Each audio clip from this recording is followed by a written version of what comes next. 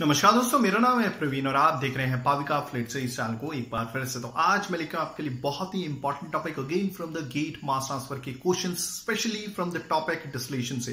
तो आज के जो क्वेश्चन है वो हमारे दो गेट के क्वेश्चन हैं जो पूछे गए थे गेट 2009 में, गेट 2005 का। अगर आपने मेरा पिछला वीडियो देखा होगा तो उसी पर बेस्ड ये क्वेश्चन है। जैसा कि पिछला वीडियो था वो थोड़ा सा यानी जो क्वेश्चन था उसमें जो किया गया था वो थोड़ा सा डिफिकल्ट था, मगर आज के दो क्वेश्चन बहुत इजी हैं, सेम पैटर्न पे बेस्ड है, बेस्ड ऑन डिस्टिलेशन। आप देख रहे हैं 2009 2005 पे ये 2 मार्क्स से क्वेश्चन पूछे गए, वेरी इजी, 2 मार्क्स हलवाई हैं।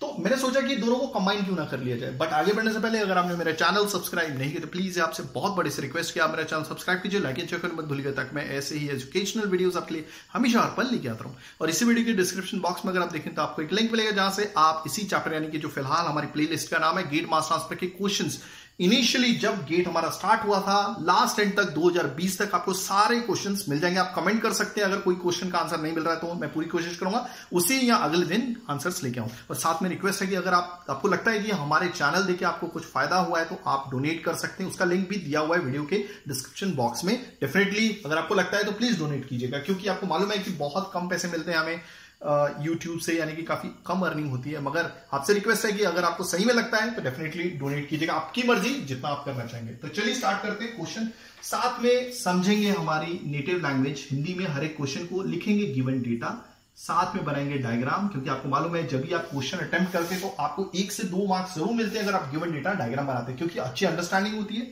ठीक है, ओके। तो सबसे पहले हम पहला क्वेश्चन करेंगे जो 2009 में पूछा गया था। Okay, the feed to a binary distillation column has 40 mole% vapor and 60 mole% liquid. Okay, तो देखिए बाइनरी डिस्टिलेशन कॉलम तो आपने देखा है, अभी काफी तरह की टेक्निक्स होती हैं जिसे यूज करते हैं क्या बोलते हैं डिस्टिलेशन कॉलम के डिजाइन के लिए, जिसमें नंबर ऑफ ट्रेज हम निकालते हैं, आइडियल ट्रेज, एक्चुअल ट्रेज कितनी होंगी, कौन सा मेथड यूज करना है। वैसे तो फिलहाल अलग अलग डिस्टिलेशन जो टाइप्स होते हैं हमें मालूम है, ठीक है, कौन कौन से होते हैं, batch distillation, flash equilibrium distillation, then your continuous distillation, then your अब इसमें अलग अलग टाइप्स कौन से, मतलब कौन से प्रोसीजर, डिजाइन प्रोसीजर्स यूज करते हैं, ठीक है, कितनी नंबर ऑफ ट्रेज है अंदर, मैकेब-थियल मेथड है, पॉन्चन-सेवरेट मेथड सबसे एक्यूरेट है। ठीक है, ओके। तो आप देख रहे हैं बाइनरी डिस्टिलेशन कॉलम है, उसमें फीड ये नहीं चल रहा है, ओके डोंट वरी।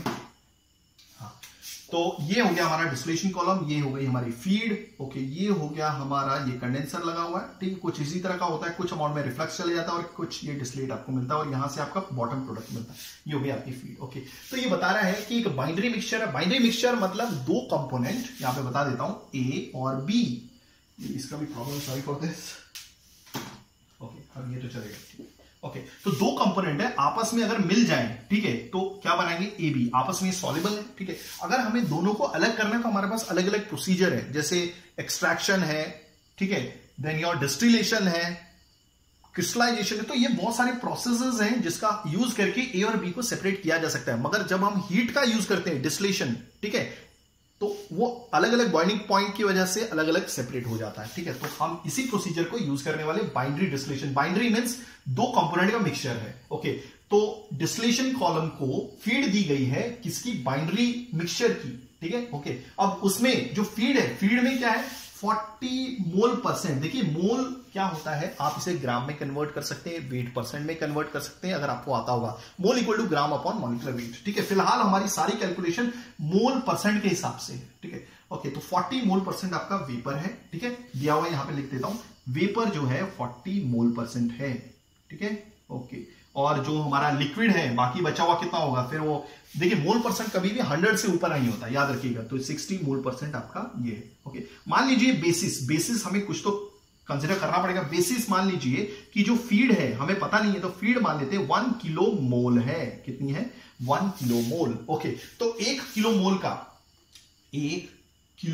का, ठीक है, अब हमें किससे ध्यान लगाना है, मतलब आइदर हमें फोकस करना है वेपर की क्वांटिटी पे या लिक्विड की, तो हमें फोकस करना है लिक्विड की क्वांटिटी पे। याद रखिए जब ये ऐसे क्वेश्चंस आते हैं। ठीक है, 1 मोल का 60% कैसा होता है, आप 100 से डिवाइड करेंगे, ओके, 0 से 0 कैंसिल, कितना है 6/10। ओके, तो ये क्या हो गया, ठीक है, देखिए 1 मोल आपकी फीड थी, यहां पे मैंने लिख दिया 1 मोल आपकी फीड थी, और 1 मोल का जब 60% निकाला गया, 60% कैसे निकालते हैं, 60 को 100 से डिवाइड करते हैं, कितना है 6/10 यानी कि 0.6, तो ये क्या आ गया आपका लिक्विड।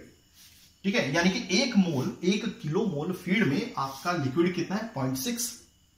आगे क्लियर? ओके, तो दैट मींस आपका वेपर कितना होगा, बाकी बचा हुआ 1 में से 0.6 माइनस कर दीजिए, दैट इज योर 0.4। मगर हमें फोकस करना है इस लिक्विड पे, ठीक है। अब मैं एक टर्म यूज करूंगा, क्या, इसको मिटा देता हूं। अब एक टर्म यूज करूंगा क्यू। क्यू क्या होता है? Q is nothing but a fraction of feed which is liquid. यहां पे लिख देता हूं, विच इज वेरी इंपॉर्टेंट।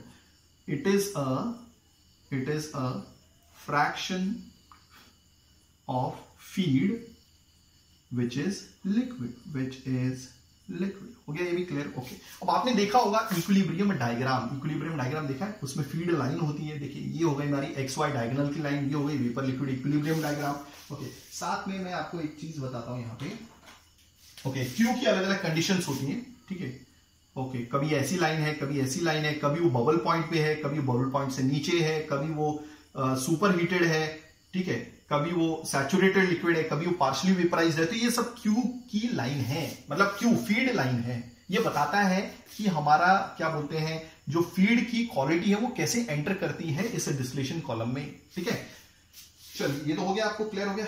अब देखिए, आप देख रहे हैं कि ये जो क्यू लाइन है या फिर फीड लाइन है, तो हर एक लाइन की स्लोप होती है y = mx + c। ओके, तो वैसे ही क्यू लाइन की जो स्लोप होती है that is your -q/1 - qx plus ये इंटरसेप्ट होता है, m स्लोप होती है, x कोऑर्डिनेट है, y कोऑर्डिनेट है। मगर इसके हिसाब से अगर आप देखेंगे, y जो है आपका मोर वोलेटाइल कंपोनेंट का मोल फ्रैक्शन है गैस फेज में, x जो है आपका मोर वोलेटाइल कंपोनेंट का क्या बोलते हैं, लिक्विड फेज में मोर वोलेटाइल कंपोनेंट है का मोल फ्रैक्शन है किसमें, लिक्विड फेज में, और जो c है इंटरसेप्ट है, ठीक है। तो इंटरसेप्ट इस केस में xf/1 - q है। तो आप साफ साफ देख रहे हैं x के जो कोफिशिएंट को आप कंपेयर कर सकते हैं, इसको इक्वेशन 1 कर दीजिए, इसको इक्वेशन 2 कर दीजिए। अगर आप दोनों को कंपेयर करेंगे तो m जो स्लोप हो जाएगी, फिलहाल मैं यहां पे मिटा देता हूं, यहां पे तो ऑलरेडी लिख ही दिया मैंने, ठीक है। तो अब हम इससे लिखे समझ ही सकते हैं, इसके इसमें जो लिक्विड है, लिक्विड इज 0.6, और मैंने ऑलरेडी बता दिया क्यू क्या है, it is a fraction of feed which is liquid. तो जो लिक्विड है वही तो क्यू है हमारा, समझ गया। तो इसको मैं मिटा देता हूं। ओके, सो देयरफॉर हमसे पूछा क्या गया था, देखिए आगे, then the slope of the q line in the McCabe Thiele method, यानी कि जो डिजाइन प्रोसीजर यूज किया गया वो मैकेब-थियल मेथड यूज किया गया। ओके, तो स्लोप तो यही है ना भाई। ओके, तो यही पूछा गया था, स्लोप क्या है, slope is equal to m, और ये क्या है, -q, यहां पे लिख देता हूं, equal to -q/1 - q। Okay, तो q क्या है, ये वो पार्ट है लिक्विड का जो लिक्विड मींस ये वो पार्ट है फीड का जो लिक्विड है। ओके, तो क्या है वो, पहले क्वेश्चन में 0.6 है, ठीक है। Okay, so therefore this is -0.6/1 - 0.6, तो ये कितना हो गया, दिस इज -0.6/0.4। तो this is coming out to be कितना आ रहा है भाई, ये आ रहा है -1.5। लेट मी चेक, ये आ रहा है।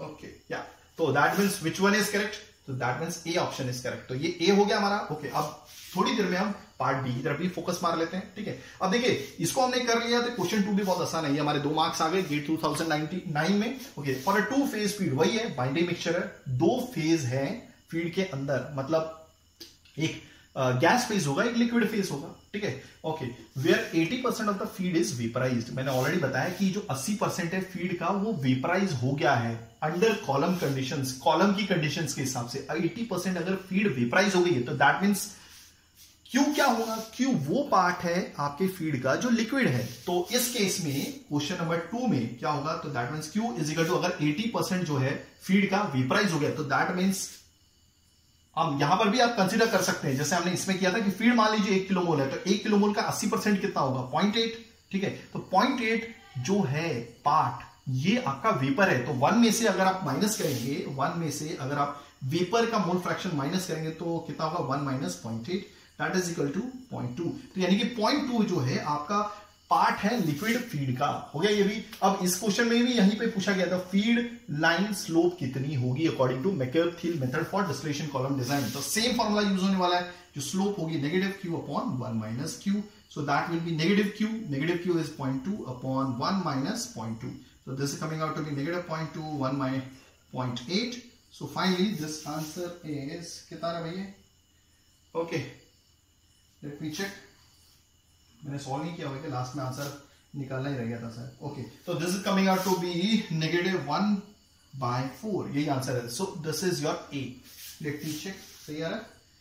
ओके, या तो आई होप आपको चीजें समझ में आई होंगी। अगर आप ऐसी एजुकेशनल वीडियोस चाहते हैं तो डेफिनेटली इसे सब्सक्राइब कीजिएगा, दूसरों को शेयर कीजिएगा ताकि मैं ऐसे ही एजुकेशनल वीडियोस आपके लिए हमेशा हर पल लेके आता रहूं। और बाकी आपके सुझाव होंगे, कमेंट्स होंगे, that is always welcome. So thank you very much.